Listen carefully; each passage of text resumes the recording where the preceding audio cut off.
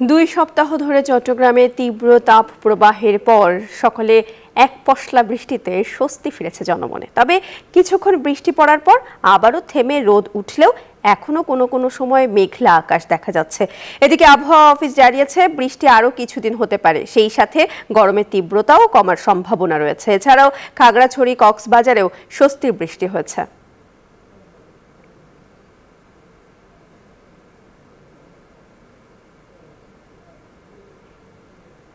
বৃষ্টির আরও খবর জানাতে কক্সবাজার থেকে যুক্ত হবেন সহকর্মী সিয়াম সোহেল।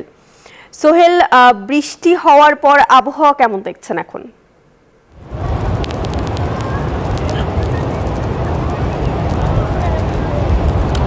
প্রিয়াঙ্কা, আপনাকে ধন্যবাদ। আপনি আসলে যেমনটি বলছিলেন, বৃষ্টি হওয়ার পর কক্সবাজারে যে একেবারে দাবদাহে মানুষ যেভাবে পড়ছিল, একেবারে স্বস্তির বৃষ্টি যেটি বলা চলে, যে কক্সবাজারের মানুষজন স্বস্তিতে পথ চলতে পারছে এবং বাইরে হাঁটাচলা করছে। যদিও বা অন্যান্য দিন এই সময়টাতে মানুষ তেমন একটা বাইরে বের হয় না, কিন্তু আজকে আমরা তার ভিন্নতা দেখতে পাচ্ছি। কক্সবাজার সমুদ্র সৈকতের চিত্র যদি বলি, এখানে এই সময়টাতে বালিয়াড়ির যে গরম, সেই গরমটা কিছুটা কমেছে এবং হাওয়া দপ্তর যেটি বলছে আগামীকাল শুক্রবার বৃষ্টি হতে পারে এবং এরপরে যেই দাবদাহ সেটি কমে যেতে পারে। এবং আরেকটি তথ্য দিয়ে রাখি, সেটি হচ্ছে তীব্র যে দাবদাহ সেটির ফলে কক্সবাজার 2 উপজেলার পেকুয়া এবং ঈদগাতে হিট স্ট্রোকে 2 জনের মৃত্যু হয়েছিল।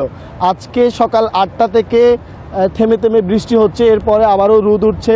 সব মিলিয়ে যে একেবারে রোমাঞ্চকর একটি পরিবেশ কক্সবাজার সমুদ্র সৈকতের, আমরা সেটি দেখছি। একেবারে সেই খবরগুলোই জানাচ্ছিলাম। মানুষজন যে স্বস্তিতে ঘুরতে পারছে, এই তথ্যই আমার কাছে কক্সবাজার সমুদ্র সৈকত থেকে ছিল। প্রিয়াঙ্কা। সোহেল, ধন্যবাদ আপনাকে।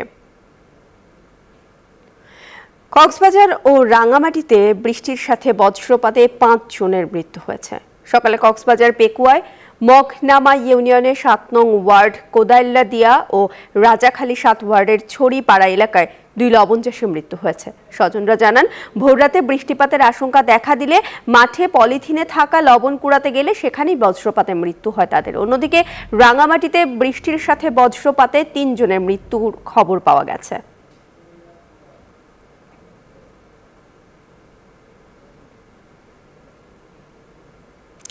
এদিকে দ্বিতীয় দিনের মতো বন্ধ রয়েছে কুমিল্লা বিশ্ববিদ্যালয়। প্রশাসনের দেয়া 5টি বাসে করে কিছু শিক্ষার্থী হল ছেড়ে বাড়ি ফিরে গেছেন, তবে অনেকেই প্রশাসনের সিদ্ধান্ত প্রত্যাখ্যান করে রয়ে গেছেন হলগুলোতে।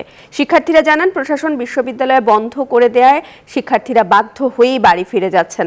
মঙ্গলবার সিন্ডিকেটের সিদ্ধান্ত অনির্দিষ্টকালের জন্য বন্ধ ঘোষণা করা হয় কুমিল্লা বিশ্ববিদ্যালয়। হল ছাড়ার জন্য নির্দেশনা দেওয়া হয় শিক্ষার্থীদের।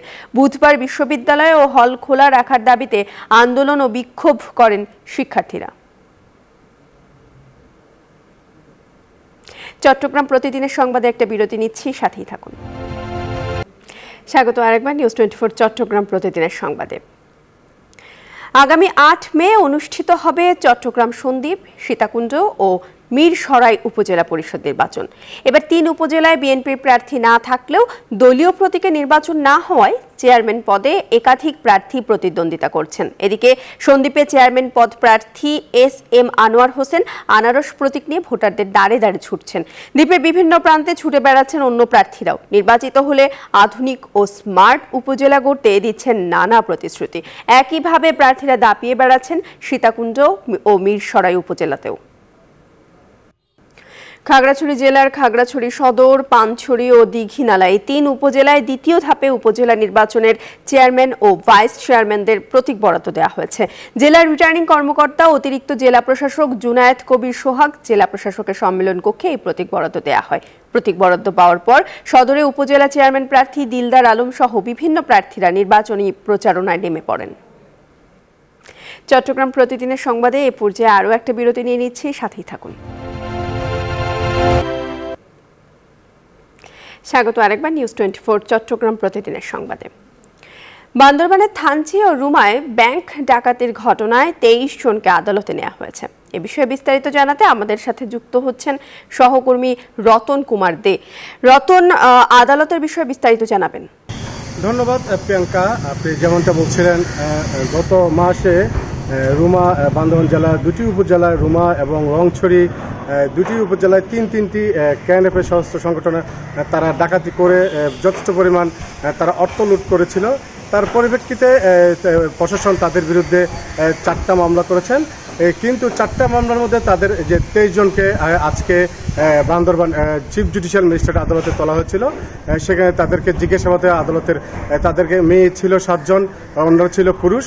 তাদেরকে 7 দিন পুলিশের পক্ষ থেকে রিমান্ড চাওয়া হয়েছিল, কিন্তু বিজ্ঞ আদালত তাদেরকে 2 দিনের রিমান্ড মঞ্জুর করেছেন।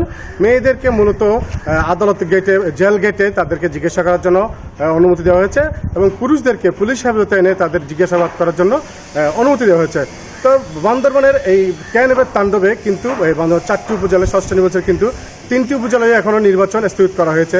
তার পাশাপাশি যৌথ বাহিনীর সরাসরি অভিযান চলছে। অভিযানের কারণে গত 2 দিন আগে 2 জন কেএনএফের সশস্ত্র সংগঠন নিহত হয়েছে। তারা এই নিহত হয়েছে, কিন্তু যতদিন পর্যন্ত এই কেএনএফ পাহাড়ে নির্মূল হবে না ততদিন পর্যন্ত এই যৌথ বাহিনীর অভিযান চলমান থাকবে বলে আমাদেরকে জানিয়েছেন। তো এই ছিল আমার কাছে বান্দরবান কেএনএফ এবং সশস্ত্র সংগঠন আদালতে তোলার সর্বশেষ। ফিরছি স্টুডিওতে। রতন, ধন্যবাদ আপনাকে। দর্শক, এই ছিল নিউজ 24 চট্টগ্রাম প্রতিদিনের সংবাদ। আর সংবাদ ও বিশ্লেষণ জানতে ভিজিট করুন news24bd.tv। ধন্যবাদ সবাইকে।